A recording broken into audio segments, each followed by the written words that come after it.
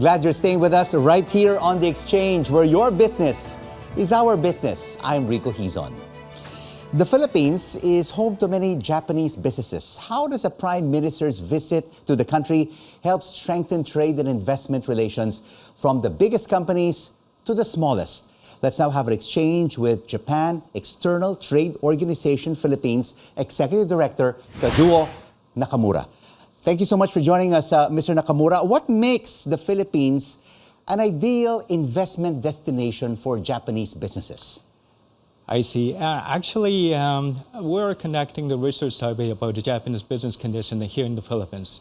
Japanese companies are identified mainly three kind of risks doing business in the Philippines.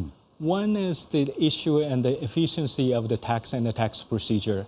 And the second issue is that the status of development of rules and regulation. And the third issue is the efficiency of the administrative procedure. So they are kind of major issue for the Japanese company doing the business in the Philippines. But most importantly, Japanese company wants to the sense of the security about business environment and also the visibility of the future of business in the Philippines. So as long as the Philippine government is provide that kind of comfortable business environment of Japanese companies coming to do business in the Philippines. The bottom line is international businesses, especially Japanese organizations, want efficiency, they want transparency, accountability, and good governance.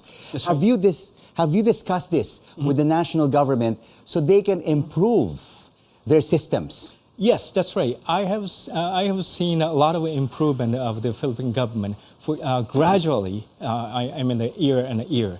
And then recently, Philippine government did a lot of amendment of the laws and regulation, especially taking example of the Retail Trade Liberalization Act and also the Foreign Investment Act and also the Public Service Act and also most recently, they set a green lane for the foreign investors. So that's a very good, and also the paving the way for attracting more investment into the Philippines, I guess. But by liberalizing these laws, which you just mentioned, is this attracting new Japanese investment into the country? I think so. Actually, towards the amendment, actually draws a lot of attention from the Japanese companies. As you see, the last month, actually, Japanese Chamber of Commerce and Industry, they sent a high-level mission to the Philippines, and they met with the President Marcos. And also this month, in the beginning, I think young entrepreneur group of the Japanese Chamber of Commerce, they sent a mission to the Philippines. It's more than 100 people of the group, so that they have the tremendous interest about the Philippine business. For Japanese businesses, why would they like to invest in the Philippines? What are the factors that they like about the country's dynamics? I see. Because the Philippines has a lot of potential, because the income level are increasing, and also the population also are increasing. Maybe by 2050, there will be, I think, 1.5 times than the current population in the Philippines. So that they expect a great market.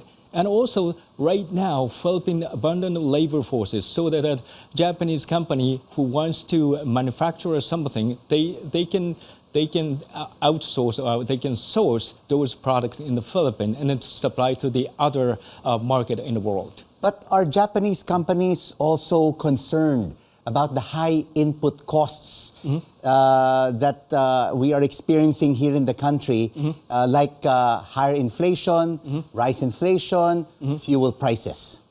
The risks. Yeah, that's right. That's also the risk. And also another, I think the Japanese companies are identifying another risk also. For example, in order for Philippines to be to play the important role in the global supply chain, Japanese company wants to have the development of the more supporting industry here in the Philippines. When you say development of supporting resources, what are these?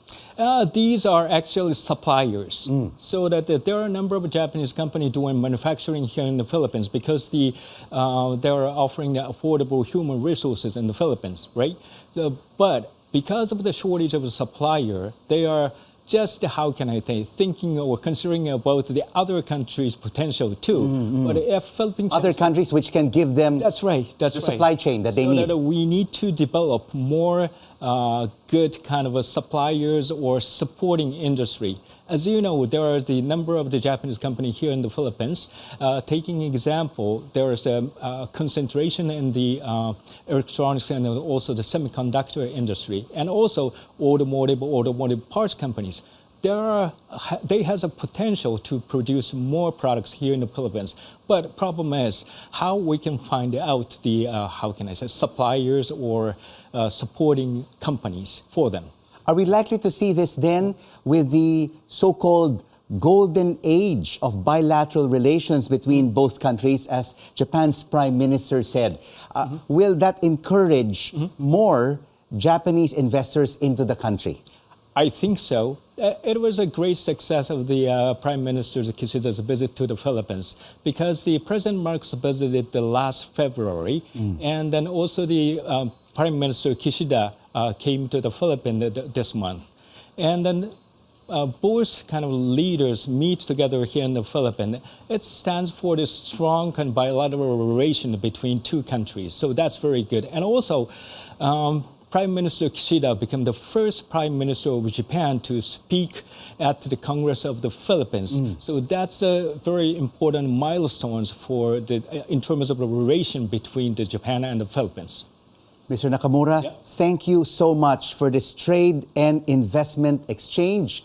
Japan External Trade Organization Executive Director Kazuo Nakamura. And straight ahead on the exchange, where your business is our business. Well, this shopping mall aims to give Filipinos the Japanese shopping experience. Mitsukoshi BGC joins us right here on CNN Philippines. News you can trust.